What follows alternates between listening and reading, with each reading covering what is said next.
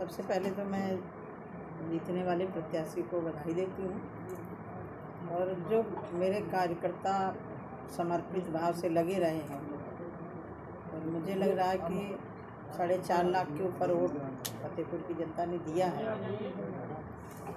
इसके लिए मैं सभी कार्यकर्ताओं का और अपने मतदाताओं का आभार व्यक्त करती हूँ।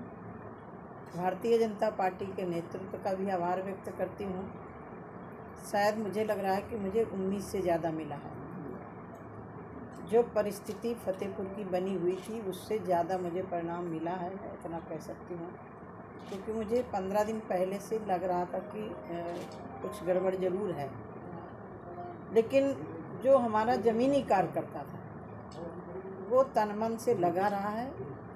उसका परिणाम यह है कि 4.5 लाख 5 के लगभग वोट मिला है।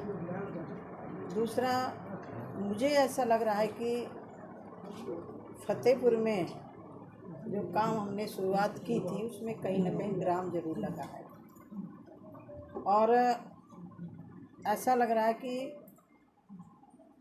फतेहपुर, यदि मैं सदर की बात करूं, मुझे लग रहा है कि सर्वाधिक काम फतेहपुर सदर में हुआ है। चाहे मेडिकल कॉलेज हो, केंद्रीय विद्यालय हो, पाइपलाइन गैस हो, सीवर लाइन का पैसा स्वीकृत करवाना हो, इन्हीं काम की दृष्टि से फतेहपुर में जो हुआ है मुझे लग रहा है कि उसमें कहीं ना कहीं ब्रेक लगा है।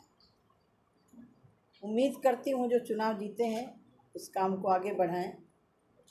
मेरी उनके लिए शुभकामना है। बीते 10 वर्ष से आप सांसद रही हैं, आप फतेहपुर से क्या आप दूरी बनाएंगी? नहीं, मेरा कार्यकर्ता जो मेरे लिए खड़ा रहा, मैं क्यों दूरी बनाऊँ? मैं तो परिवार मानती हूँ अपने कार्यकर्ता को, अपने फतेहपुर वासी को। मैं कभी मेरी दूरी नहीं होगी।